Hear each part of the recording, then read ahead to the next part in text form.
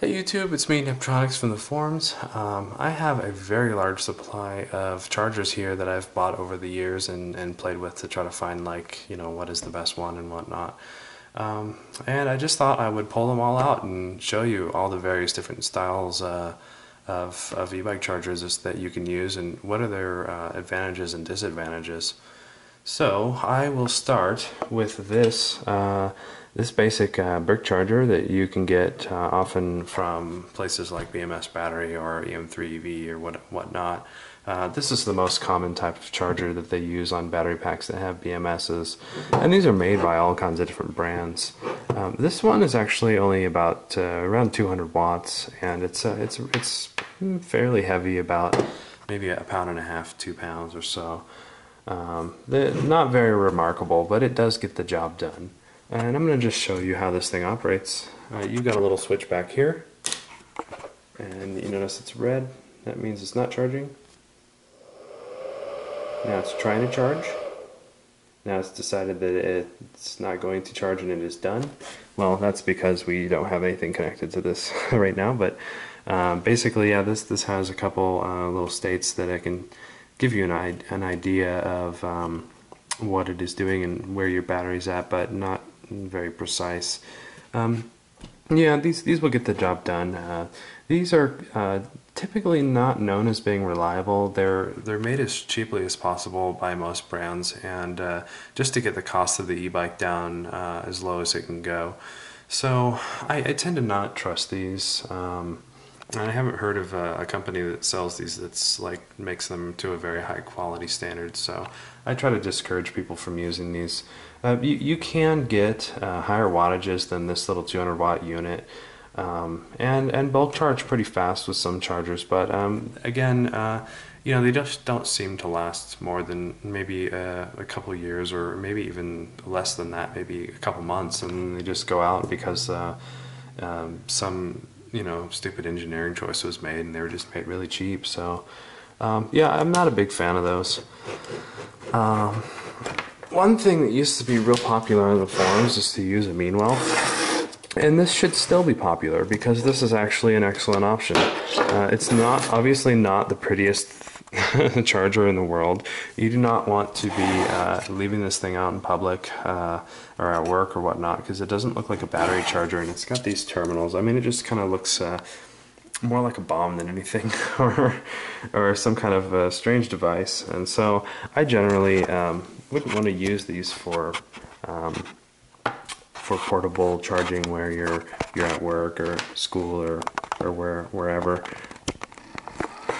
I've modded this one a little bit. It's got a fan on it because I've been able to bump up the wattage a little bit higher than the 350 watt rating. And these have constant current limiting, so yeah, they can act like a battery charger, no problem. I usually use a little $25 device, a Turnigy watt meter, to monitor what's going on with my battery, so I have an idea of what is happening at any given time. And these aren't too noisy. I mean, if you were to take this fan off, it wouldn't be too bad. So, it's not bad. Let me unplug this. It's pretty cool because you can adjust the voltage with this potentiometer, and this model in particular will go from around voltages that would charge 36 volts, maybe it'll do 40 volts, and that's fine, all the way up to about 59 point something or other. So you can use this as a 36 and 48 volt charger. It's just that if you want to charge either or, you have to set the potentiometer each time, or by two, so that's kind of annoying. They do make newer models of these that you don't really have to modify, as far as I know, that have constant current limiting.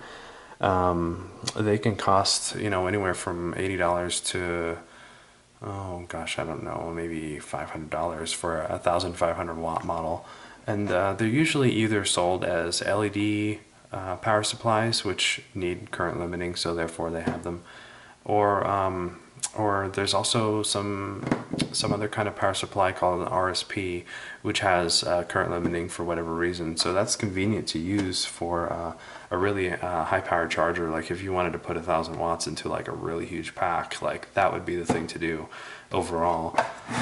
Especially if you have units of 36 or 48 volts or somewhere between there. So that's one option that I wouldn't poo-poo so much. This right here, let me plug this baby in. This is the cycle Saturator, and I just got this today, and I'm pretty excited about it actually. It does not have fans of any sort. It just basically heat sinks to the case. It puts out about 360 watts, and it's also waterproof, so you can just kind of abuse this thing, quite frankly. You know, throw it in your backpack, even stick it on your bike, and not worry about it. So that's kind of neat. The interface is a little bit like, if you have a cycle analyst, you'll be kind of familiar with it. It's just two buttons, and then you can hold the buttons to do various things. Actually, I have to hold both, get into setup, and I can edit my profiles here. So I've got two custom ones. I think they're, yeah, right back here.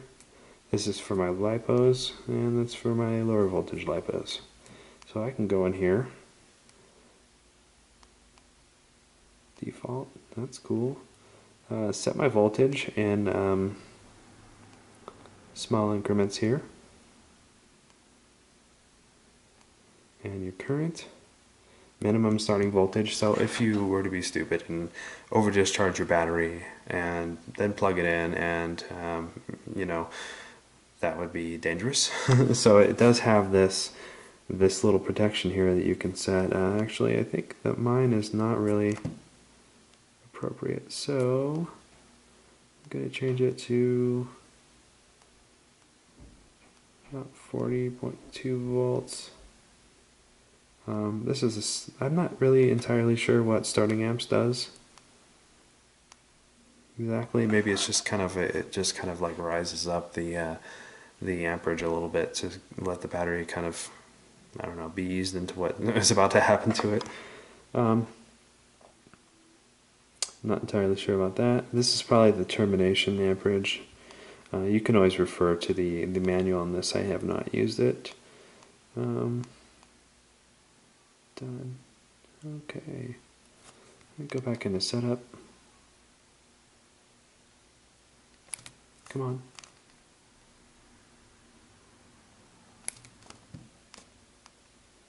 Oh, I guess I have to get out of there. Oh, right, okay. You can connect to PC. Advanced settings, flip screen, brightness, screensaver, long press. I like to turn that a lot down so I don't have to like hold the button down as much to get the long press thing.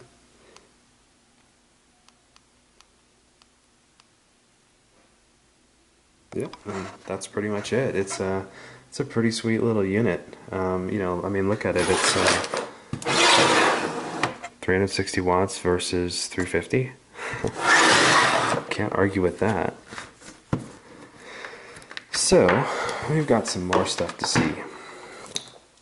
These are the RC chargers, and this is a fairly typical RC charger setup. Got an iCharger 1010B Plus here. This is a fantastic charger. I love the hell out of this thing, actually. But you'll notice this is kind of a unruly setup. I mean, it's a lot of wires, a lot of stuff, and if you're charging at home, no big deal. If you need to balance your RC lipos, what you do is you would take a series harness and connect these together, and then these go in the little balance board connectors. Same thing with the Hyperion here, as you can see. This is an extremely accurate charger. You can even calibrate it, and the only bogus thing is that it only does 10 cells, so you can do 36 volts, and that's about it.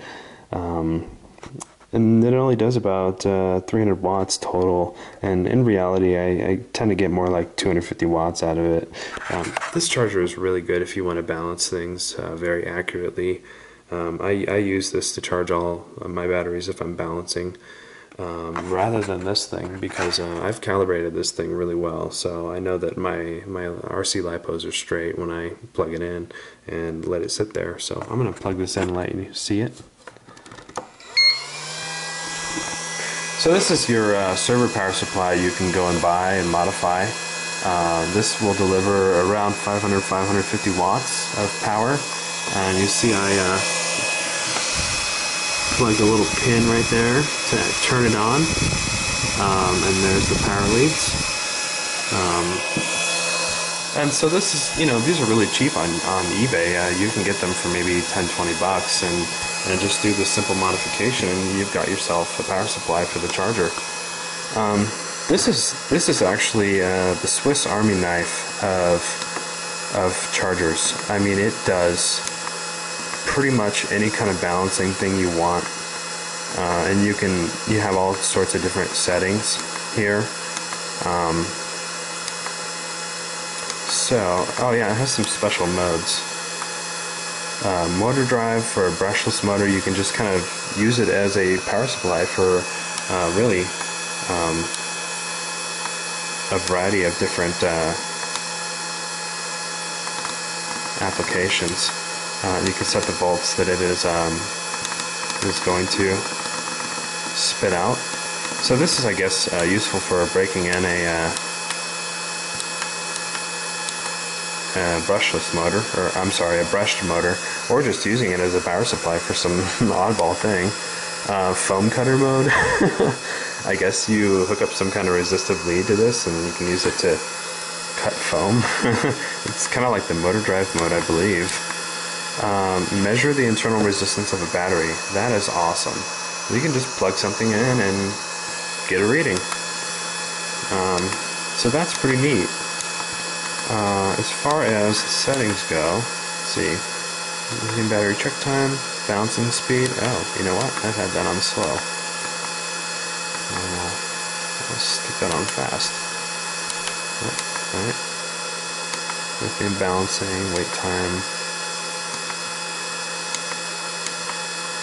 I mean, really, this thing is just designed to deal with every single kind of battery that was out when it was made. Input limit, watt limit, backlight. Oh, that goes up. Oh gosh. Well, you know what? I've never played with this thing so extensively before. Discharge reduce, regenerate DC. Oh, this is some kind of mode for discharging a battery at a very high rate. Termination voltage. This is important. If you want to charge below like the maximum voltage of your batteries, especially if you're using LiPos, then this charger will allow you to set that. I like 4.17 because it is kind of if I ever charge to 4.17 and I'm not using the balancing, I'm never going to get a cell really going over 4.2 and entering the danger zone unless I have a bad pack. So this just kind of gives you a little buffer of, you can bulk charge and not worry about cells going over at the expense of maybe 3% of your capacity. So that's definitely worth it to me. And chargers like this, these more expensive RC chargers, have the ability to do that. So that's quite nice. I like this charger a lot. It's just that it's slow. And you know what? It's kind of cheap to buy. But it does the job. It's just not really good for a large pack. So yeah. Now let me show you a larger setup. I have a switch right here. Here's the Hyperion. And you know what? really sucks is that you can't buy these anymore. They stopped making them apparently. I can't find any source for them anymore, so I'm kind of feeling like I should abandon the Hyperion setup because, you know, once it goes out, if it does, I'm not going to have a replacement. That's why I got the cycle saturator, so I can just use this thing to balance. Anyway, yes, so the power supply here would be 2 of these in series, modified internally, and you can see the wiring here. And you can actually buy these power supplies pre-modified so that you don't have to do any wiring and whatnot. And they're relatively inexpensive. I mean, this will output around 1,000 watts, and you know, you might pay $60 to get it. So that's not bad at all, really. And this can drive some pretty large chargers. I mean, this is only a 550 watt charger, but you know, up to 1,000 watts is a quite a good charging rate for an e-bike battery pack. Yeah, so I made my own little charging harness here. Got the balancing boards here. I'll show you the display. This one isn't as fun to use as the iCharger. This interface is a little strange. In fact, I haven't even found all of the options. So let's see. It has a couple different types of memory you can store to create your own settings that you can keep for all the different kinds of batteries you have. Notice it goes all the way up to 20. So that's kind of nice. Let's see. I'm going to start the charge, even though it's not connected to anything. And I have to press that because it doesn't like the fact that there's no battery. And then it complains. Yeah, well, that doesn't work so well, does it? Tap volts, capacity, charge current. Yeah, so that's pretty much it. This is a loud setup, as you can tell. It's a bulky setup. I think that a big old Meanwhile RSP would probably be a better option if you don't need balancing and you just want bulk charging, you know. And then you can use something like one of these, or maybe even just a 6S model to balance your battery packs. You know, if you have LiPo, whenever you want. I generally balance maybe once a year. You know, maybe I'll do it if I ever see any imbalance in my battery packs, but, you know, I've actually got some LiPos here that are well over 4 years old, you know, and I balance charge them with this, and they have stayed balanced. I mean, I would balance them maybe once a year just to see if, like, I missed something, if I'm, you know, if one cell were to gradually weaken, but it never happens, so it's just been stellar. So really, you could get away with using a big Meanwhile RSP, which is about kind of like this but taller, as a really high power bulk charger that gets kept at home, and then a little RC charger to do the balancing. They totally work.